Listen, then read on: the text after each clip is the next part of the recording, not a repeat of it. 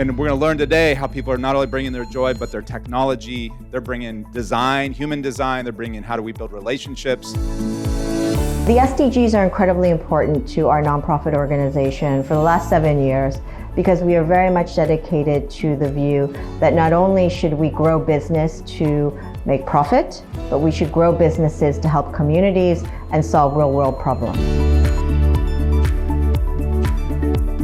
It's about how innovation can be used to provide flourishing life to the many people, how innovation can be used to help the many people satisfy their needs in terms of nutrition and health, shelter, access to products and services, including mobility, leisure, clothing, education, energy, while keeping the human activities within the planetary boundary, meaning while being aligned with the climate goal, while being aligned with the biodiversity goal, and while supporting land regeneration and consuming natural resources within the planetary boundary.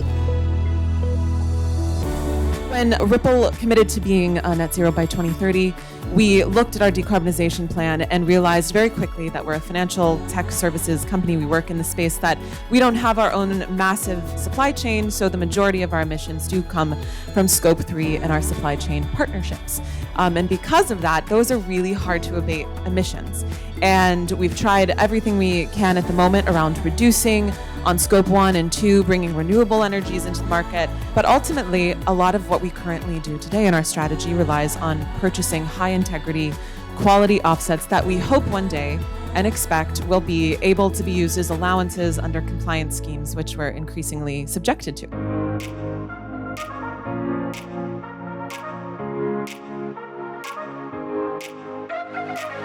These types of events are so critical for communities to come together, companies to come together, and for people to share ideas and start working together in partnership.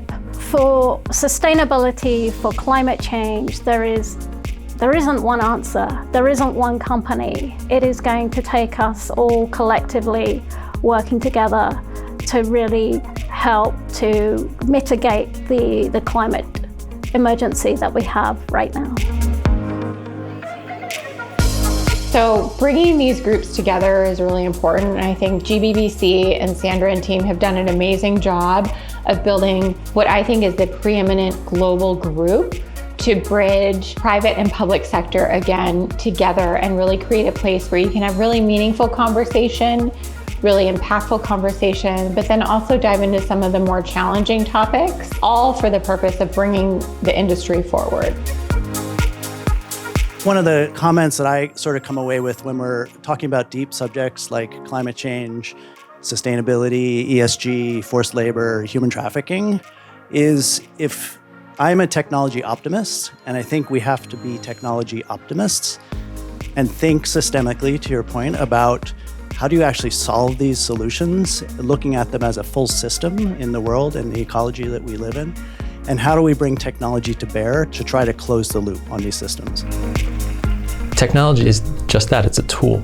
Progress isn't made by tools. Progress is made by people, by communities working together. And those communities that work together can use those tools to get to better outcomes if the capacity has been built, if the understanding has been built. And that understanding can't just be brought in the form of technology to a community, because technology, as it's a tool, has both its good and bad intentions. But if we're able to enable and build capacity in these communities for this technology and truly represent their interests, to represent what's best out of a project, to share their story and what they value, ultimately what we can enable is a world that actually starts to understand each other's values, and we bring people together even though they may have never otherwise connected.